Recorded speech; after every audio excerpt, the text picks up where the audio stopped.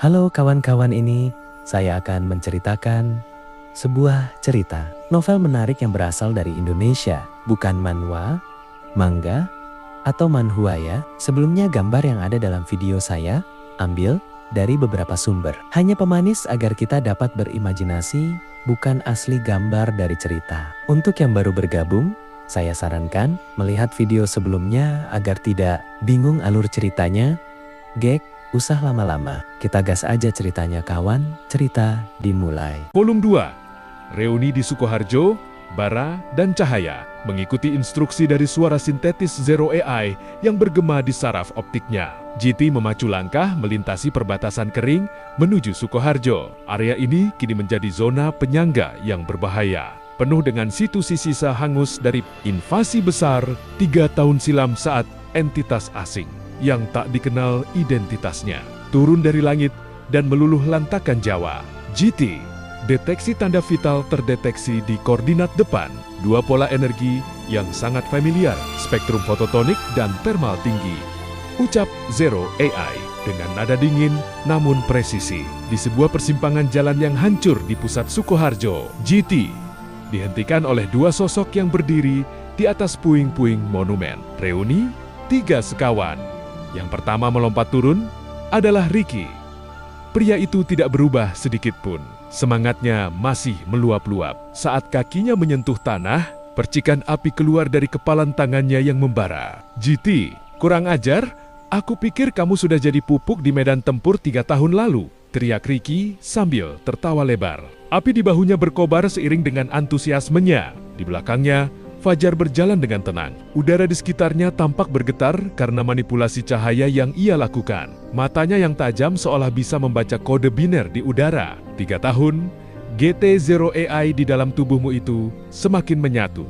Ya, aku bisa melihat aliran datanya dari sini, sapa Fajar dengan senyum tipis. Jarinya memainkan partikel cahaya yang membentuk pola geometris rumit. Misi baru, ancaman Prometheus V2. Setelah ketegangan mereda, mereka berkumpul di dalam bunker bawah tanah yang aman. Fajar menggunakan kemampuannya untuk memproyeksikan peta hologram dari cahaya murni. Kami sudah mendengar tentang pencarianmu, GT, ujar Fajar serius. Prometheus versi 2 bukan sekadar program. Legiun Merah menggunakannya untuk memetakan DNA parat penyintas invasi besar. Mereka ingin menciptakan pasukan super. Ricky menghantam meja besi hingga membara merah. Mereka ingin mengulangi neraka 3 tahun lalu. Aku tidak akan membiarkan sejengkal pun tanah Sukoharjo ini jatuh ke tangan mereka lagi. Zero AI tiba-tiba menyela melalui speaker helm GT. Peringatan, Prometheus V2 telah mendeteksi kehadiran kalian. Unit pengejar Phantom Stealth sedang menuju posisi ini. GT menatap kedua sahabat lamanya. Sepertinya reuni kita harus diselingi dengan sedikit pembakaran dan pembersihan cahaya. Siap? Ricky menyeringai. Tinjunya meledakkan api kecil. Fajar mengangguk, menciptakan pedang dari cahaya padat. Bab 2, Aliansi Para Legenda. Kebangkitan Sang Penguasa. Pelarian dari kejaran unit Phantom Stealth ternyata bukan sebuah perjuangan berdarah, melainkan sebuah pertunjukan keahlian yang memukau. Dengan koordinasi sempurna, ketiganya menghilang di balik kepulan asap dan manipulasi cahaya Fajar, membuat pasukan musuh hanya menembaki bayangan kosong. Mereka pergi siola pertempuran itu hanyalah angin lalu. Di markas rahasia yang tersembunyi jauh di bawah tanah Sukoharjo, kebenaran tentang apa yang terjadi selama 3 tahun terakhir mulai terungkap. Kilas balik, Ricky dan The Ember Corps. Setelah invasi besar, Ricky tidak tinggal diam. Ia membangun The Ember Corps, sebuah organisasi tentara bayaran yang kini beranggotakan lebih dari 400 prajurit elit. Ricky dikenal bukan hanya karena kekuatan apinya, tapi karena taktiknya yang tak kenal takut. Dalam waktu singkat, organisasi ini meraih pencapaian luar biasa, menghancurkan benteng-benteng penjajah di jalur selatan. Meskipun tergolong pendatang baru, nama The Ember Corps sudah cukup untuk membuat faksi-faksi besar berpikir 2 kali sebelum mencari masalah. Kilas balik, Fajar dan Nightshade Syndicate. Sementara itu, Fajar mengambil alih posisi ayahnya sebagai pemimpin Nightshade Syndicate, organisasi bayangan yang telah ada sejak awal era baru. di bawah kepemimpinan Fajar yang jenius, organisasi pembunuh bayaran Assassin ini berkembang pesat hingga mencapai 1.000 anggota aktif. Fajar mengubah cara kerja Assassin. Mereka tidak lagi hanya bersembunyi di kegelapan, tetapi memanipulasi informasi dan teknologi. Nightshade Syndicate menjadi lebih disegani dan ditakuti daripada sebelumnya.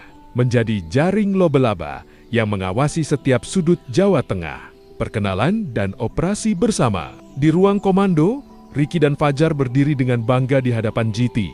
GT, lihatlah sekelilingmu. Kami bukan lagi prajurit pelatihan yang ketakutan, ujar Ricky sambil menunjukkan peta kekuatan Ember Core. Pasukanku siap membakar. Siapapun yang menghalangi jalanmu. Fajar tersenyum tipis. Jarinya menjentik dan menampilkan layar holografik ribuan agen Nightshade yang tersebar. Dan mataku ada di mana-mana. GT, jika Prometheus V2 bernapas, aku akan tahu di mana paru-paru Nia berada. GT menatap kedua sahabatnya, merasakan kekuatan besar yang kini mendukungnya. Zero AI memberikan konfirmasi di layar internalnya. Analisis, peluang keberhasilan misi meningkat 850%. Baiklah, kata GT. Suaranya mantap. Mari kita tunjukkan pada Legiun Merah dan siapapun di balik Prometheus V2 bahwa Jawa Tengah punya pemiliknya kembali. Operasi Fajar Membara dimulai. Rencana disusun dalam hitungan menit. Garda Depe 400 tentara. Ricky akan melakukan serangan frontal besar-besaran untuk mengalihkan perhatian utama Legiun Merah. Operasi Bayangan 1.000 Assassin. Fajar akan menyusup ke fasilitas komunikasi untuk mematikan sistem pertahanan otomatis. Tim inti, GT, Ricky, dan Fajar akan menyusup langsung ke inti fasilitas tempat. Prometheus V2 disembunyikan. Target kita bukan hanya menghancurkan, tambah GT. Kita akan mengambil alih Prometheus V2 sebelum mereka menggunakannya untuk mengubah dunia.